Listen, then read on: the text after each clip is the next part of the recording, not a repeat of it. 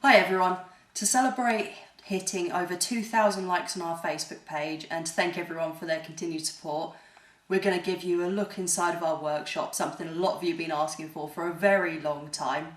Dad's currently hiding behind the camera. Damn right I am. And as normal, forcing me to be the model, so apologies for your cracked screens in advance. Trust me, it would be a lot worse if I was in front of the camera. Yeah, the screens would probably explode. Absolutely. So we'll start from here and see how we go.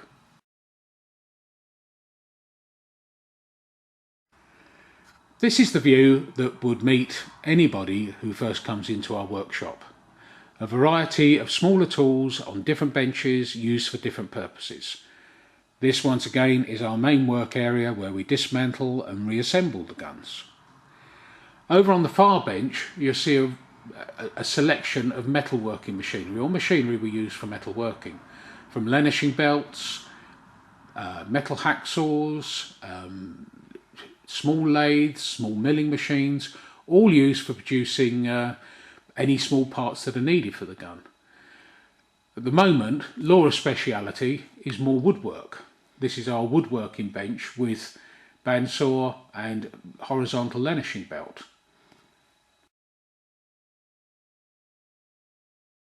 This is the side view down the workshop with our larger lathe on the right hand side covered to keep the dust out, buffing machine, and of course probably one of the most important bits of the workshop, but seldom seen, is our collection of tools and gauges.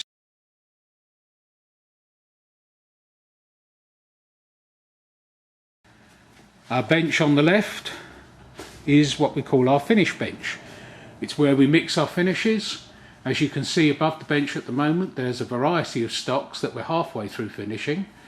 They've been sealed and are now waiting to be oiled and put into finishing mode.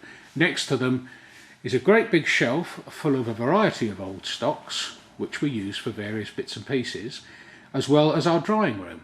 This room is heated, it's dust controlled, we can leave stuff in there and know that when it comes out it'll be properly hardened without any nasty bits of dust in the surface, which we see on a lot of finishes. Anything you want to add, Laura? No, I just spend most of my life in there. Yes, I don't let her out. Yeah, we have the shelves, ignore the target. Yes, we do shoot air pistols in here at times. We have a variety of old actions, pots containing bits and pieces. We have a big box underneath here containing more bits and pieces. This is the lifeblood of being a gunsmith. Having jars upon jars of old odds and sods that we have taken out of other guns and we now use for that purpose it's what it's all about. It's the bunker, as we call it, where we keep all of the guns that we have in trust from our customers.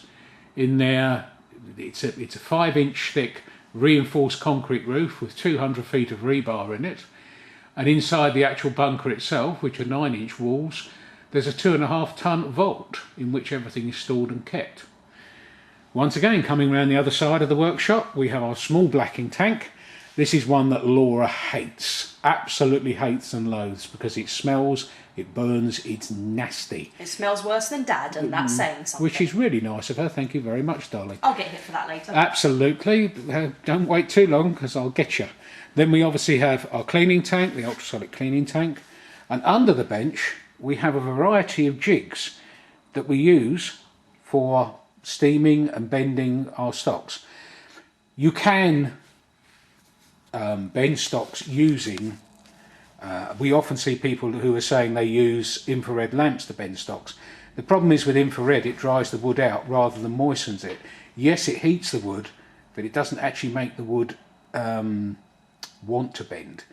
We always use high pressure steam in these clamps. We can make it almost like pulp, and then we can move them over to any position we really want. That's why we don't tend to have any problems with stocks breaking. Others do. We have the honing machine. Now, yes, a lot of this is put together by me and has been over the last 40 years. But, oh look, it's Chad once again on top of the machine. Yep, this is the machine that I'm still Terrified of. very scared of, but it doesn't help when you have someone reminding you that this has got the capability of picking you up and throwing you across the workshop. So Which is it's why not she something makes for the me. faint-hearted. It's why she makes me use it, because she says I'm too heavy for it to pick up. But then she's my daughter, and I love her most of the time. Della Pina, the company who make these machines, is a wonderful company. They helped me tremendously in setting up and learning how to use it. That, coupled with the transducer, which sits up on top of the bunker, which powers the actual honing machine because it runs on 415 volts, and of course the mandrels, which are used for honing barrels. Back to the actual metalworking bench where we make pieces, and the rack behind are my dad's old tools. My dad was trained as a cabinet maker when he was younger. Most of these tools we don't use, but they're there because they're part of my dad. However, when we do need a special tool, the quality of the metal in these old tools is so good that we can cut it, shape it, form it to whatever we need. Metal bandsaw, small lathe, small milling machine. But behind them is the key. Those drawers contain parts for old guns, new guns, you name it, they're there.